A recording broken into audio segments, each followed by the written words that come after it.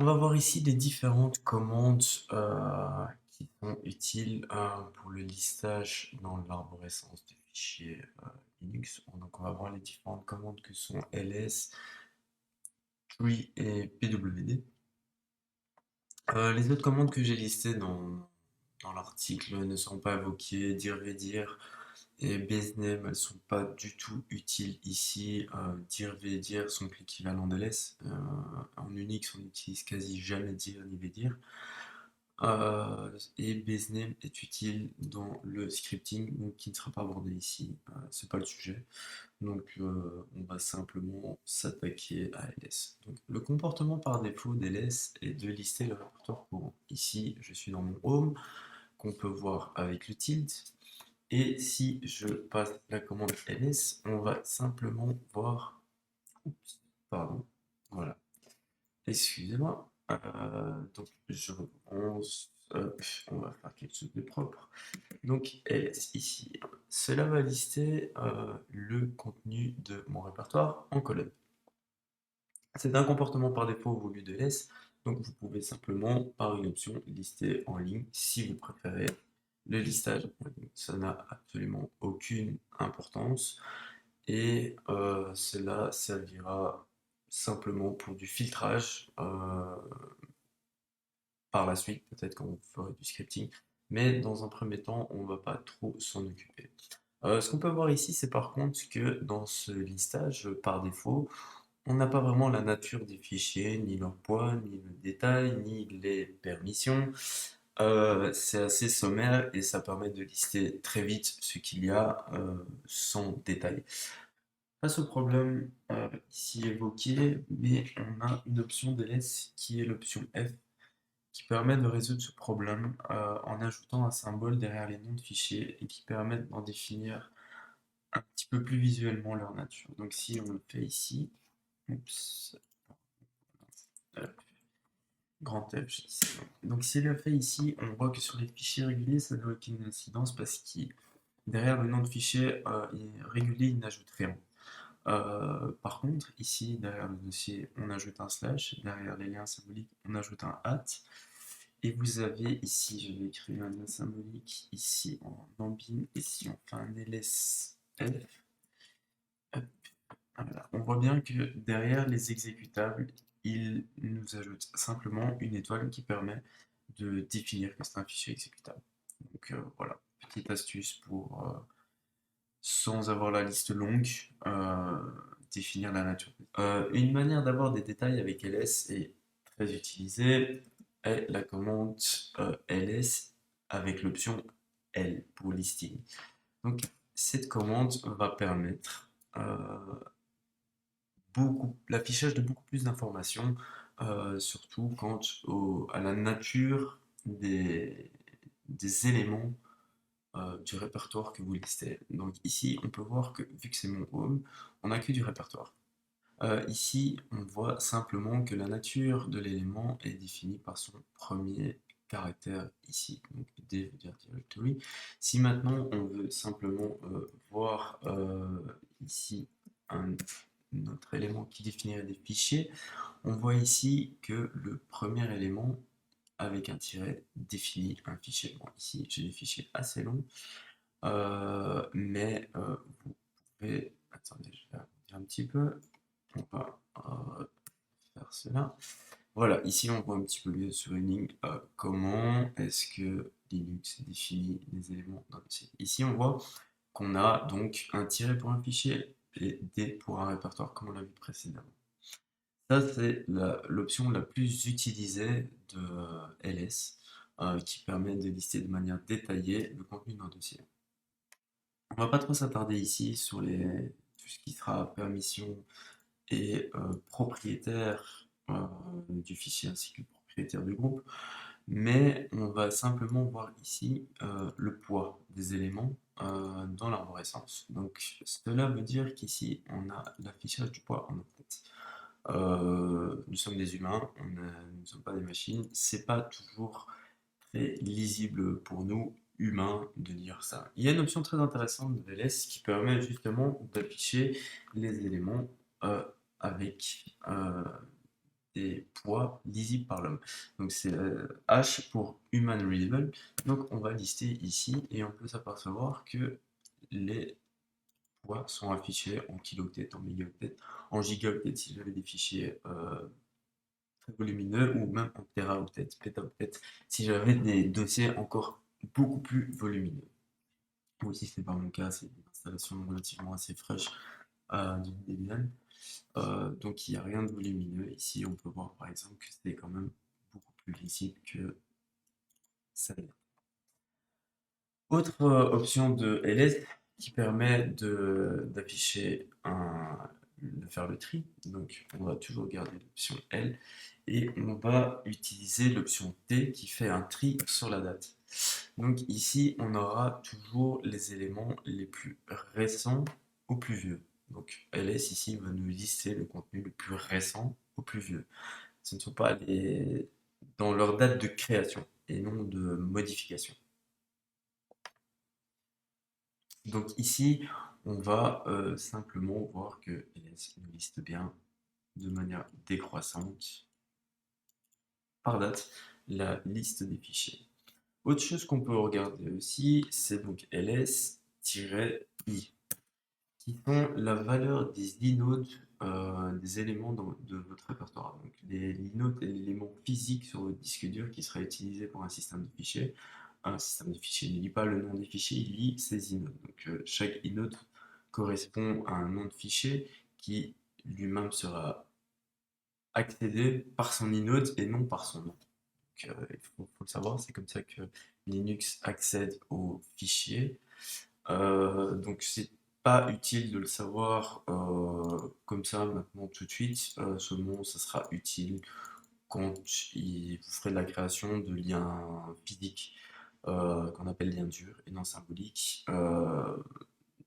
À ce moment-là, vous pourrez avoir besoin pour définir si c'est vraiment le même dossier ou si ils sont liés, savoir s'ils ont le même inode.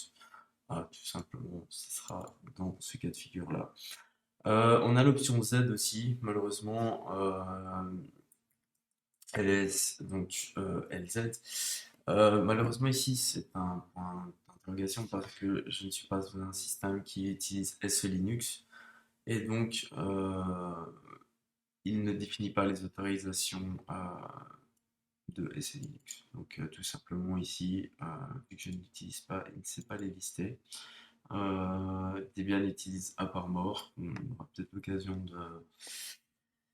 de voir plus tard, mais ce n'est pas du tout le sujet ici. Donc, quelles options on peut encore voir? Ah oui, l'option A, qui est souvent utilisée aussi. Donc, ça vous permet simplement de lister les fichiers cachés également. Donc, on sait que sous Linux, pour cacher ou masquer un fichier, on le fait précéder, on le fait commencer par un point, ce qui aura pour particularité de le masquer pour le système. Mais on peut bien sûr l'afficher avec l'option A de LS. Dernière chose, comme vous l'avez vu, on peut contracter les options. Donc, on peut par exemple voilà, se faire des petits mots-clés, ça fonctionne totalement. Il n'y a pas de règle dans l'ordre des options que vous voulez passer, en tous les cas, pas dans ce cas-ci. Certaines commandes ont des ordres définis, mais ça reste quand même plutôt rare. Mais voilà, dans l'ensemble, je pense qu'on a fait le tour des options pour LS. Euh, Dernière chose qu'on verra avec LS, c'est simplement la possibilité de faire une séparation de champs par des virgules. C'est une petite option d'LS qui peut être sympathique si vous voulez récupérer votre arborescence dans un fichier Excel, fichier CSV. Donc voilà, il faut juste la connaître, c'est pas ici, je vais me remettre dans test. Et je vais faire un ls petit m qui me permet simplement d'avoir mes fichiers espacés par une virgule. Donc voilà, si vous en avez besoin, vous pouvez l'utiliser. Autre moyen aussi de lister de manière un petit peu plus...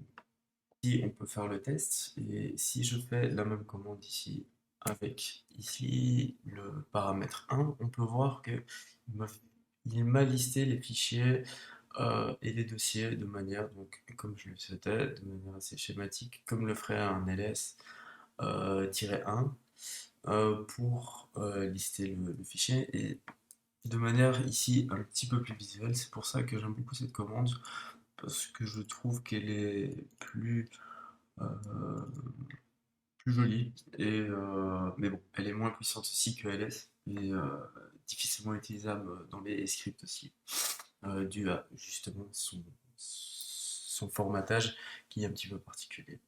Donc, je pense que ici, au niveau des options, il y en a une qu'on peut retenir, c'est le "-f", donc PS3, la même chose, en augmentant d'un level, et pour vous montrer avec l'option F. L'option F va vous permettre de d'afficher le chemin complet. Euh, Si par exemple je vous mets ici, on va pas utiliser ça, si je vous mets PSF et on va lister la racine. Bon, on va quand même essayer de maximum 3. On peut voir qu'ici les chemins sont sont affichés de manière totalement absolue et non relative. Donc ça peut être utile pour, pour vous afficher les chemins complets. Moi, je ne l'utilise pas personnellement quand je suis dans le shell, mais je peux en avoir besoin pour, par exemple, aller chercher le chemin d'un fichier complet si je dois faire un script et j'ai besoin d'avoir accès à ce fichier, ce qui me permet de ne pas devoir savoir où il est par rapport à où je me situe actuellement, ce qui est très utile encore une fois dans les scripts et on donne rarement des chemins relatifs dans un script. C'est pas très portable déjà de 1 et de 2 c'est souvent source de problème. On peut le faire pour des petits scripts qu'on gère de manière totalement personnelle, mais si il faut être portable, on n'utilise jamais des chemins relatifs. Donc je pense qu'ici, sur la commande tree, il n'y a pas grand chose à dire de plus, si ce n'est que voilà, je pense avoir dit la majorité sur ces options. Donc ici, nous allons voir la commande pwd. Il n'y a pas grand chose à dire sur la commande pwd, mis à part qu'elle veut dire print for directory, donc l'affichage du répertoire de travail. Et elle nous ramène à l'écran que le chemin absolu de votre répertoire de travail. C'est absolument tout ce qu'elle fait, il n'y a rien d'autre à dire sur cette commande. Donc on va simplement la parcourir vite fait et voir ce qu'elle apporte. Donc ici, si on prend notre shell, donc ici je vous ai déjà mis des commandes en haut.